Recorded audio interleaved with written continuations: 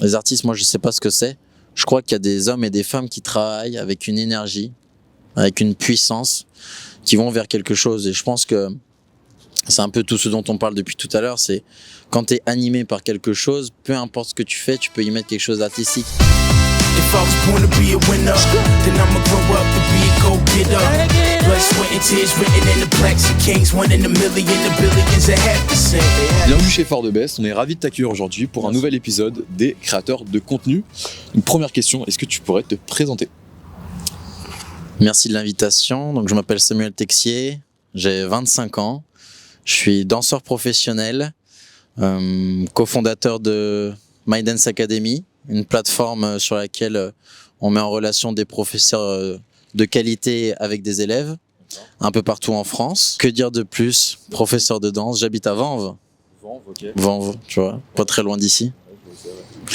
Et voilà quoi. It's my life, I set my own salary. Living a dream, the alternate reality. Cash rules, that's my everyday mentality. Guess that's why all these haters are mad at me. Oh, no, you digging the flow. Music's chilling while I'm spilling these feelings, it's cold. Pick the best out, soon as they enter my glow. I'm like the US to a British shit, I'm still in the show. Like, step in my lane, trace every step that I'm taking. I'm headed right to the top until I'm famous. My words are drawn, you stare at in amazement. You pray that I fall, I'm sorry that I made it. Know what the state of being or jaded feels like. But a perception matters more than real life. Your dream car takes space in my yard. Est-ce que tu pourrais me dire à quel âge tu as commencé la danse ? J'ai commencé la danse à l'âge de 6 ans. Alors il faut savoir que moi, tout de suite, mon père, mes parents nous ont mis devant Charlie Chaplin, moi et mon petit frère. Moi je suis tombé fou amoureux de Charlie Chaplin. C'est d'ailleurs pour ça que j'ai mis un petit pull la petite rêve qui va bien. Et vu qu'il n'y avait pas de dialogue, il n'y avait que de la musique et des mouvements, j'ai un peu interprété ça comme de la danse, j'imagine. Et j'ai commencé à danser dans ma chambre.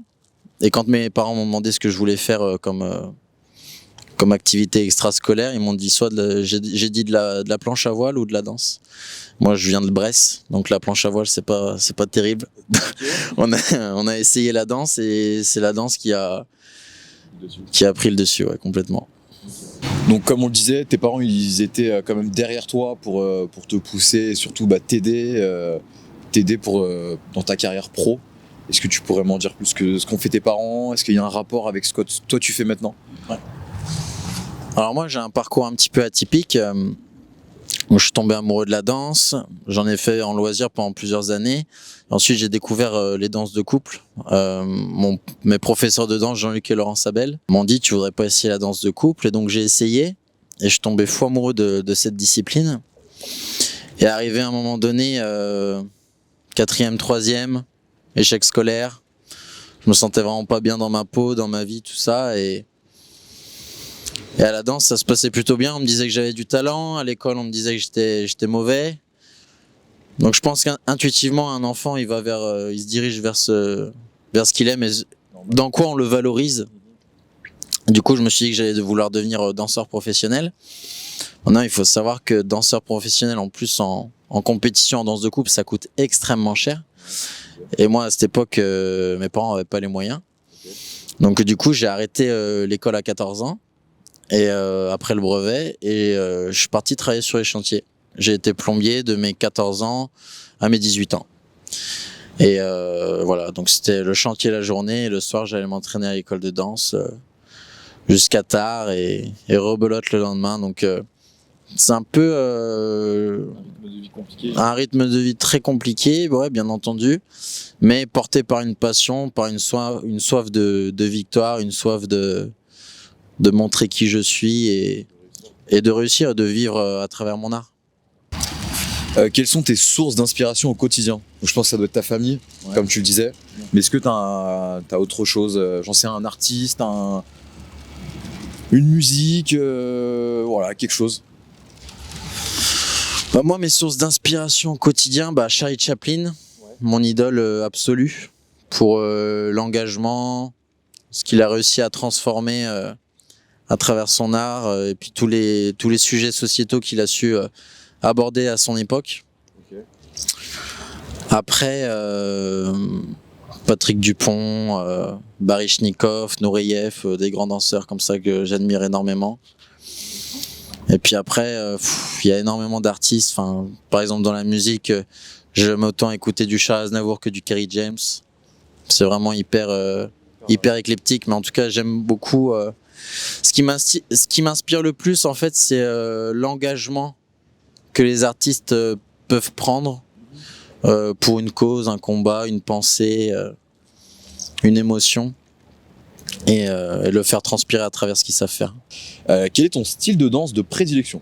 Moi, mon style de danse de prédilection, c'est la danse sportive. Donc la danse sportive, c'est 10 danses. Donc il y a valse lente, tango, valse génoise, slow fox, quick step. Donc ça, c'était ma spécialité quand j'étais compétiteur. Et ensuite, t'as les danses latines, ça va être samba, cha-cha, rumba, paso doble et jive. Est-ce que pour toi la danse c'est un peu comme une forme d'exutoire? Alors pendant très longtemps, la danse, donc au départ, si on prend chronologiquement, c'était un loisir. Ensuite, ça a été une passion. Ensuite, ça a été pour moi rapidement de comprendre que je pouvais changer de classe sociale à travers ça. Ne serait-ce qu'à travers le regard des gens. Je veux dire, moi, quand j'étais plombier, le regard des gens n'était pas du tout le même que maintenant, que je suis un danseur avec une certaine visibilité. Donc déjà rien que ça. Et maintenant, la danse, c'est plus, comment dire, c'est un allié, c'est un partenaire. C'est-à-dire, j'en ai besoin. C'est un exutoire, comme tu l'as dit. Et puis, c'est aussi le moyen de faire passer aussi des messages, des choses qui me touchent, ouais. Alors, tu as participé à Danse avec les stars. Avec quelle star tu as participé à cette émission? J'ai participé à Danse avec les stars avec Weshden, la chanteuse. Ouais. La même année que Michou, Taïk, Dita Von Teese, Jérémy Crédville, enfin plein d'artistes toujours. C'était pas compliqué avec elle. C'était pas du tout compliqué. Elle avait des bases, en plus elle avait fait de la gym. Elle nous a fait une souplesse arrière sur un prime. C'est pas donné à tout le monde de faire une souplesse arrière. Non, c'était pas compliqué du tout. Et après, encore une fois, quand tu es dans la pédagogie, j'ai toujours dit c'est à l'enseignant de s'adapter à la personne qu'il a en face de lui. C'est pas à l'élève, parce que l'élève n'a pas la connaissance. Donc c'est comment est-ce que toi, en tant que pédagogue, tu vas lui apporter la connaissance en t'adaptant à sa personnalité, sa sensibilité, son temps de concentration, sa fatigue, tout ça. Mais c'était pas plus compliqué qu'avec quelqu'un d'autre. Pas plus compliqué qu'avec un élève que tu peux avoir en cours de danse, j'imagine. Si maintenant tu pouvais choisir n'importe quelle personnalité dans le monde, avec qui tu pourrais danser? Bah, en mec, j'aimerais beaucoup danser avec Christian Bale, par exemple. Ouais. C'est un acteur que j'adore. Et en fille, je réfléchis. Angèle, par exemple. Est-ce que tu peux nous parler de ton parcours de Danse avec les stars un peu plus en détail? Moi, il faut savoir, je suis arrivé à Paris juste après la première vague du Covid. Parce que du coup, j'étais bloqué dans ma campagne. Et j'ai ressenti un peu un plafond de verre que j'ai eu envie de dépasser. Et j'ai dit, je vais partir à Paris. Je pars à Paris avec ma danseuse, qui elle vivait à Versailles à ce moment-là avec son compagnon. Et donc j'arrive à Paris en août. En janvier, ma partenaire m'annonce qu'elle souhaite mettre fin à notre partenariat. 2 jours après, je me sépare de ma copine que j'avais laissée à Bourg-en-Bresse. Et donc en fait, si tu veux, j'ai tout quitté. Parce que quand tu montes à Paris, le plus dur, c'est pas d'aller à Paris, c'est de quitter Bourg-en-Bresse. Parce que tu laisses ta famille, tes amis, mes parents, mes grands-parents, enfin bref, j'ai vraiment une famille très très soudée, quoi. Donc ça, c'était déjà dur pour moi et je me retrouve à Paris, donc j'ai plus de danseuse. J'ai pas de copine, j'ai pas de potes, je galérais financièrement, enfin bref. Donc ça, c'est fin janvier, et du coup, tout le mois de février, je me dis, bon bah, t'es une grosse merde. Je t'ai remis en question. Ouais, je me dis, t'es une grosse merde. Je me dis, bah, t'y arriveras jamais. Ça fait 10 ans que tu travailles, que tu sacrifies toute ta vie pour ça, et ça marchera pas, t'es pas fait pour ça. Et puis, fin février, je regarde une vidéo de Jean-Marie Bigard. Alors ça peut paraître marrant comme ça, mais très intéressante la vidéo où en fait, il explique un petit peu son parcours. Il raconte qu'en gros, il va faire une thérapie où ils expliquent qu'on est tous connectés les uns aux autres Et qu'en fait, il n'y a pas de hasard dans la vie. Et bref, un jour, il va voir ce thérapeute-là après un énième non. Et il lui dit j'ai tout fait. Et le gars lui dit bah, tu vois, j'ai tout fait, t'étouffes là en fait. Est-ce que tu pourrais pas accepter que ton rêve ne se réalise jamais?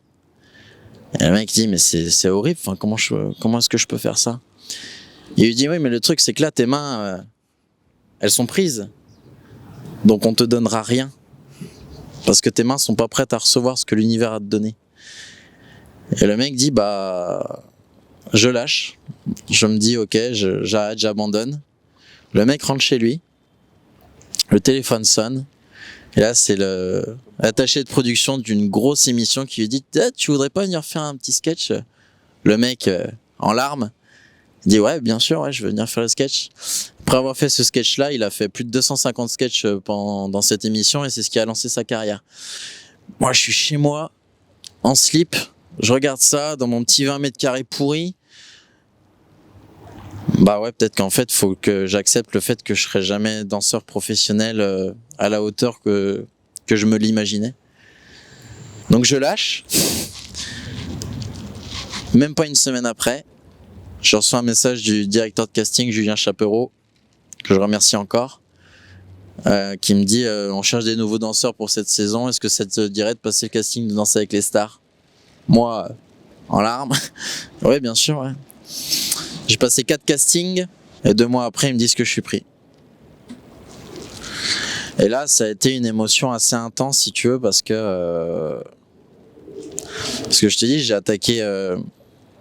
attaqué plombier à 14 ans et là à 23 on me dit tu vas être danseur en prime time sur TF1.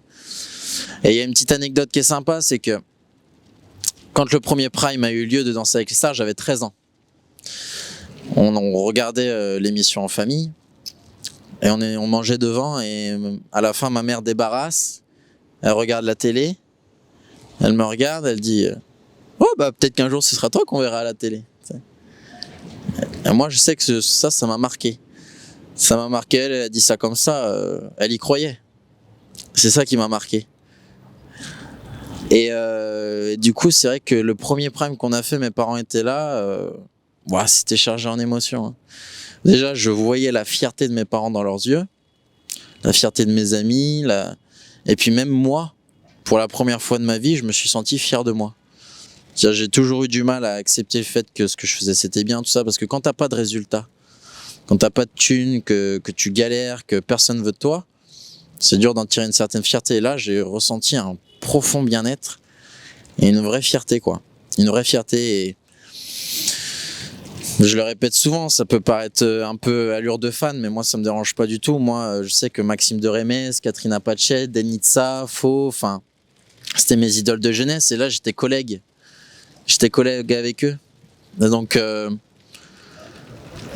après ça ta vie professionnelle elle change complètement parce que les gens te regardent différemment, les gens t'appellent, t'es plus tout seul et puis ça te donne une exposition de fou. Donc moi ma vie professionnelle a totalement changé.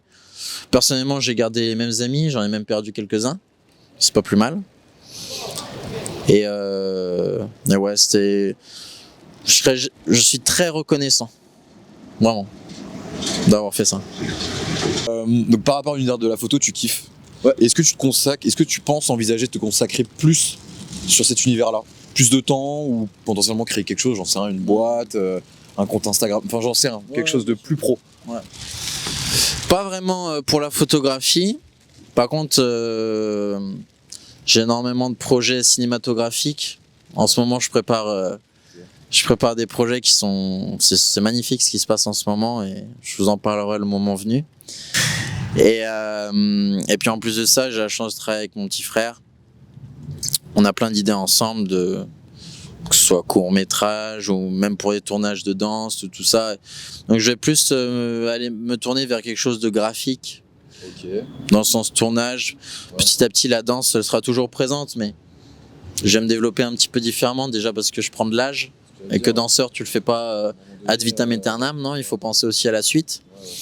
Ouais. Et puis c'est pour ça aussi, avec My Dance Academy, ce qui est génial, c'est qu'on forme la nouvelle génération, quoi. Ça a pas de prix, franchement, c'est magnifique. Ouais. Alors, à l'heure d'aujourd'hui, est-ce que tu te considères comme un artiste, un danseur, un professeur, un mannequin, un modèle photo, pardon? Tu te trancherais sur quel métier? Bah, je suis un artiste. Hein.